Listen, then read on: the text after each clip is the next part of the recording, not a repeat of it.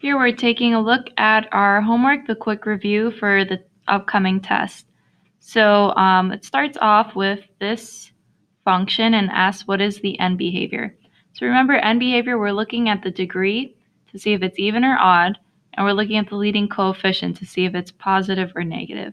So degree is our highest exponent, so that would be 3 is our degree. And then the leading coefficient is positive. So if it's positive and odd, that's where we have the right side going up and the left side going down. Okay, x towards negative infinity, so thinking about the left and right side is what this is saying. So x towards negative infinity is towards the left side, and x towards positive infinity is the right side. So on the left side, I see it's going down on the left side, so that's y towards negative infinity. Right side, it's going up, so that's y towards positive infinity. Okay, if it was even and negative, so when it's even, it means they both go in the same direction. Odd means they go in two different directions.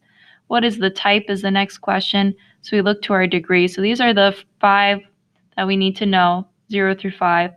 And the degree is 3, so that means my answer would be cubic.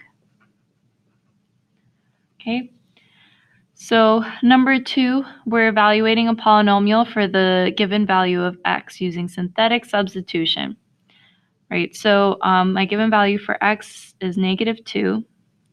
And I always rewrite the polynomial in standard form. So I have 2x to the 4th plus 1x to the 3rd plus, and look at our exponents. We have 4, 3, we're missing 2.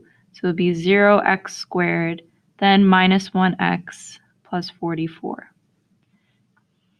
So then I put just the coefficients, so 2, 1, 0, -1, 44. Bring down the 2. So the first number you just bring down, and then you multiply. So you get -4, and then add. Multiply, and add.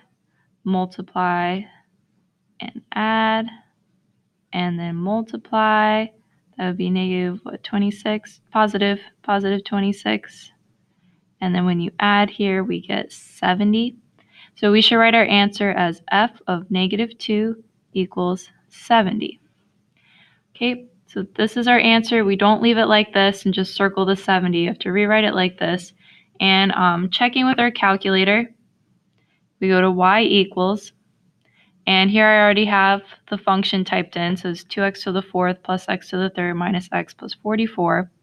And then you go to second table.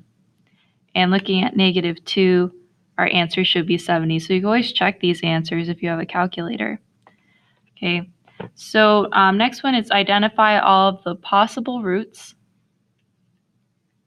And keyword possible.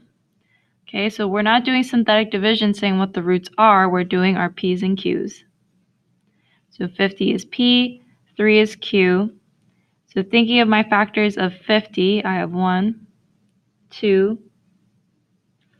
5, 10, 25, and 50. And then my factors of q of 3 is just 1 and 3. Okay, so this is not our answer. I don't just put plus and minus in front of it and call it a day. We have to turn these into ratios. So ratios of p over q. Okay, so I put my plus or minus, and then it can be 1 over 1, 2 over 1, 5 over 1. So each of these numbers over 1, and any number over 1 is the same as the whole number. So I'm just going to write 2, 1, 5, 10, 25, and 50.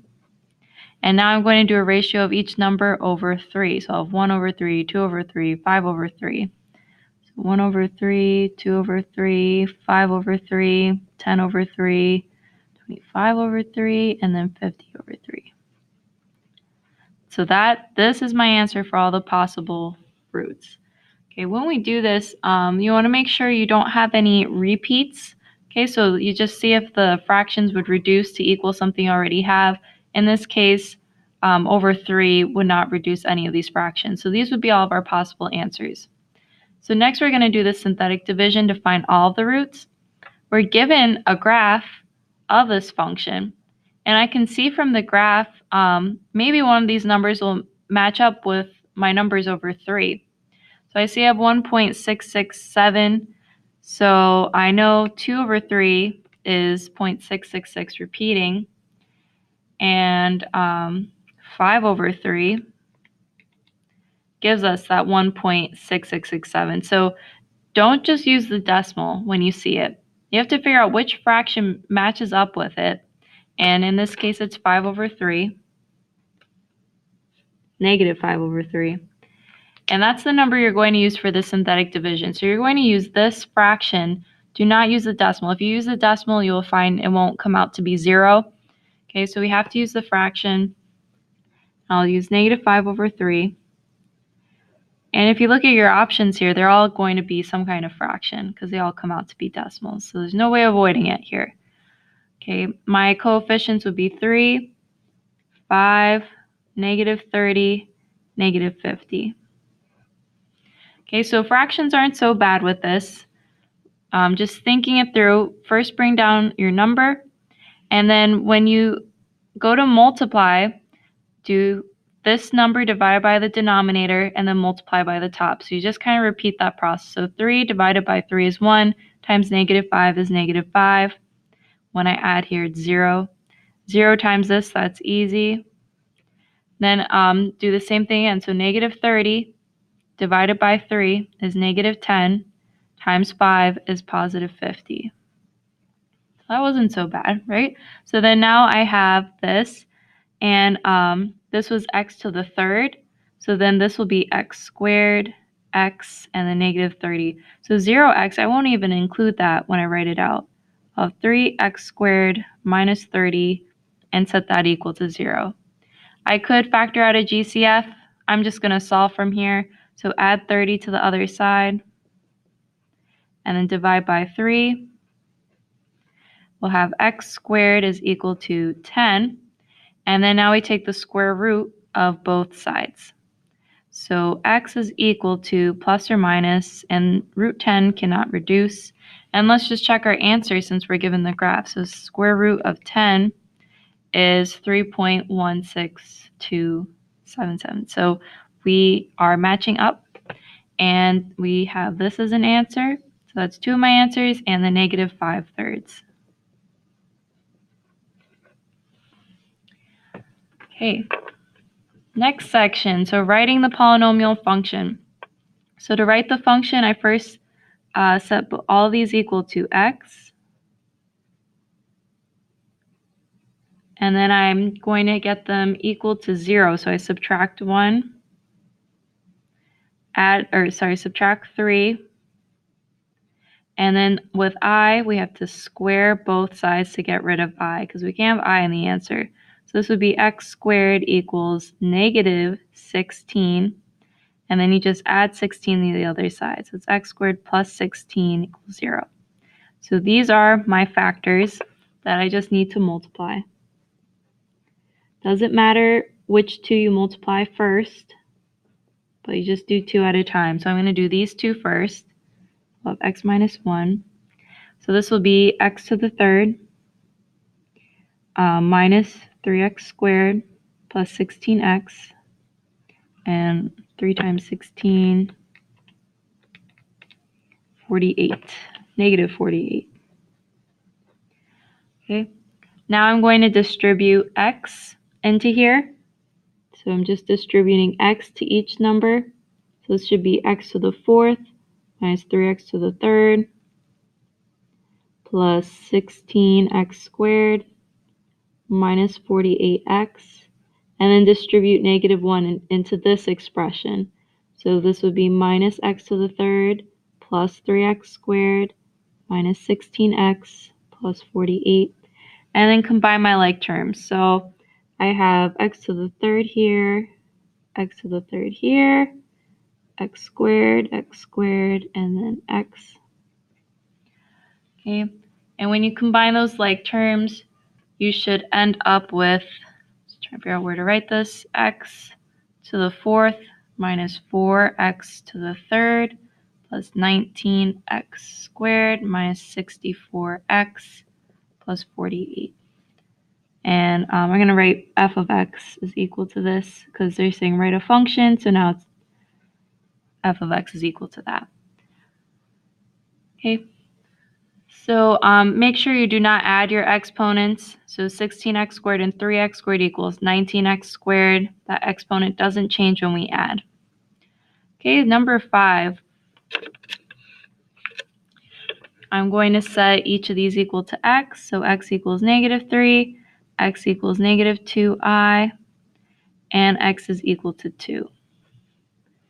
So I'm just going to switch this up a little bit and make x equal to 2/3. Okay, so just to have each example here, so I would add 3 and then square both sides for this one. So this would be x squared equals -4 or x squared plus 4. And then this you have to multiply 3 to both sides to get 3x equals 2. So that cancels out our 3, leaving us with 2, and then subtract 2. 3x minus 2. Okay, so I'll have x plus 3, x squared plus 4, and 3x minus 2. Okay, so you could choose any 2 to multiply out first. So you should get the same answer no matter which 2 you choose. So this would be 3x to the third, and then minus 2x squared plus 12x minus 8. And then distributing x and 3 into here and combining your like terms, you should end up with, well, let's distribute x. So I would have 3x to the fourth minus 2x to the third. So we're just adding on an exponent when we multiply by x, plus 12x squared minus 8x. And then it'll be plus 9x to the third minus 6x squared plus 36x minus 24. Okay, and then combining our like terms, we have x to the third, x to the third, x squared, -8 and 36. Ooh, let me do 2 lines there. So your final answer would be 3x to the fourth plus 7x to the third plus 6x squared. 36 minus 8, I should know this. Okay, 28 plus 20, yes, plus 28x minus 24 for that answer.